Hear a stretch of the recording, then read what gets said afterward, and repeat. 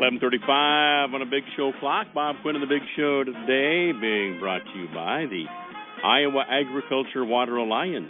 Clean water in Iowa starts here. Doesn't matter where you're at. It starts with you. Starts with all of us. Clean water in Iowa starts right here. Tomorrow we will be celebrating another Clean Water Wednesday on the Big Show, being hosted by the Iowa Agriculture Water Alliance. And we are going to be in Lynn County on a farm there, and we've been there before. We're going to be talking about some of the practices going on there, some of the things they're finding out, and some of the progress being made in a lot of these clean water projects. So a big day tomorrow. We're going to be live during the Big Show from Lynn County tomorrow. How about that? Brian Hoops on the telephone line with us right now, Midwest Market Solutions, as we take a look at the marketplace. Brian, we're seeing a little upward movement in soybeans today. What seems to be making that market move higher?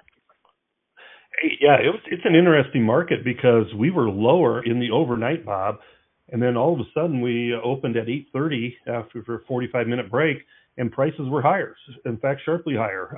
We saw big double-digit gains there for a while in the November contract, 14, 15 cent, 16 cent gains. We've set back from those highs, but everybody was scratching their heads wondering what was going on. And apparently there are some rumors out there, which we expect that there would be, that China would be looking for some product. And I think at this point in time, that's all they are rumors. And that's why the corn market set back to near unchanged. In fact, July is trading lower, and November beans are pulling off their highs. There's just rumors out there that China may be in the market, and really not any confirmation that they have actually called and indicated they want to purchase U.S. products. Those rumors are going to come because China has made an agreement to buy, $17 billion of U.S. ag products or something like that. So they're going to have to buy some corn and soybeans and sorghum and maybe some wheat down the road. The question is, will they do it here in the middle of the growing season? Well, they may try and book some of the product. They also may wait until harvest, which is how they normally operate, is wait till harvest lows, and then they do a lot of purchasing, a lot of booking then. But yeah, they may step in and try and do some at least advanced purchases at this time, book those needs, and then cancel later on. But that's kind of the main feature. Otherwise, you're looking at pretty good growing conditions across most of the Midwest. Most of Iowa has had really good rain showers. That northwest Iowa has really missed out on a lot of the rain, and so it's getting dry there. And in parts of Nebraska and Kansas, those areas are very dry, but there is rain showers in the forecast. So it's a pretty decent growing conditions forecast. Crop progress numbers that came out yesterday indicate the crop is as good as last year, the same percentage basis as far as good to excellent. So not a lot of changes are expected here, but boy, we sure had a kind of a surprise on the opening with a lot of strength being seen in the corn and soybeans. Well, the only thing that the market trades wilder on, in facts, is rumors. And so it's no surprise that you say rumor hit and the market traded wildly on it. So we'll kind of keep an eye on that as the trade moves on. But like you say, we are backing off some of the highs that were in earlier. Now, I want to ask you about the cattle market, because this market has caught fire again, both live cattle futures and feeder cattle. Live cattle futures up $4 or $5 right now. Feeder cattle futures up $6 plus. What is going on in the cattle trade? Yeah, it's a lot of fun and technical buying that's coming into the market. They hated this market in the month of May. They love it in the month of June. That's really what it kind of gets down to, is we haven't really changed the supplies of the cattle market whatsoever. We have had the screwworm be announced that it's in the United States and that it's spread a little bit. We've had some reports of up to 12 cases across the United States, and yet the market now has kind of shrugged it off, absorbed all that negative news, which is really the best thing that could have happened. And now we're seeing a lot of buying interest come to the market because we know we're tight on supplies. We have a cattle on feed report coming out Thursday instead of Friday this week because we're closed on Friday. That report is expected to show placements down about 6% from year-ago levels.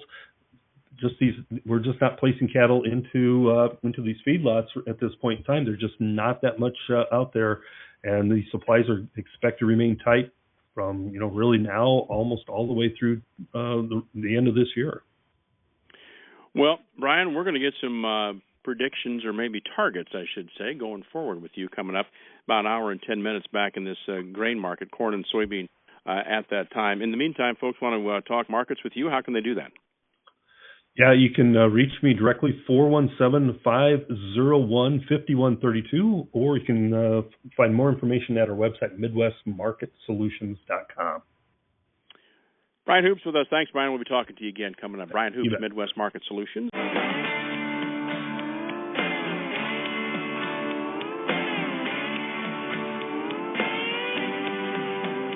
Food, fuel, and fun.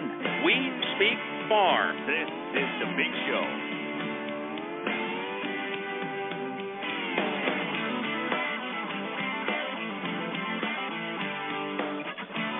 Well, here we are, 12:55 on the Big Show clock. Brian Hoops, Midwest Market Solutions, on the telephone line with us. Brian, we're wrapping up the day's trade, at least background on the day's trade. Corn, pretty quiet. Soybeans, still trading higher. Targets, what are you thinking about December corn, November beans over the next few weeks? Well, I think we first have to talk about the downside risk in here in both those markets. And we've thought, 441, 445 is kind of be real good support for December corn. Around that, 1131 area for November soybeans should be good support, maybe even down to 1119. But until we get more of the growing season past us, we're probably not going to go much below that because, we've pretty much already removed almost all the weather premium out of the corn market and a large portion out of the soybean market at those price levels. So the good news is crude oil is down $5 this morning, but the grains are trying to trade higher. So we're really divorcing ourselves from what's happening with the crude oil market. That's one good thing. That technical support, those areas have held, and that is another positive sign. So maybe we can get a little bit of a bounce out of these markets. November beans, they made a high actually today of up at 11.56, and we're 12 cents off that high, but resistance doesn't really occur until 11.64. Probably best case scenario in the next week to 2 weeks, we're probably going to maybe test that upper range at 11.64. December corn maybe around 4.51 before we run into resistance. Of course, if you get some adverse weather, the rains that are forecast for Illinois and Iowa this weekend, if they bust and don't have any rainfall at all, we certainly could, push to those areas or maybe even above. But you have that big stocks and planting acreage report at the end of the month. That is going to give us a lot of direction. That usually is a very major market moving report because it does give us not our planted intentions acres, but actually how many acres were seeded this spring for corn, soybeans, and for spring wheat.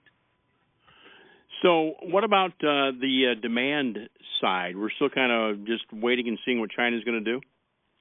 Yeah, the big thing with demand is, corn exports have been very strong. That's impressive. We're ahead of pace to meet the USDA profile for ethanol demand. Feed usage seems to be good. As far as soybean exports, they're okay. They're nothing great, but China has purchased their 12 million tons that they agreed that they would. The expectations is going into next year, in the fall of 26 into 27 is when demand could be even better as China fulfills 25 million tons of soybeans and $17 billion of ag products. That's a lot of purchases they're going to have to make. And so trade is expecting corn and sorghum and wheat to be included in that package along with soybeans. And that should, in theory anyway, give us a higher price level, higher floor than what we're used to seeing during our harvest lows. Hey, Brian, if folks want to talk markets with you, how can they do that? Well, you can reach us through our website, which is MidwestMarketSolutions.com. You can give me a call directly at 417-501-5132.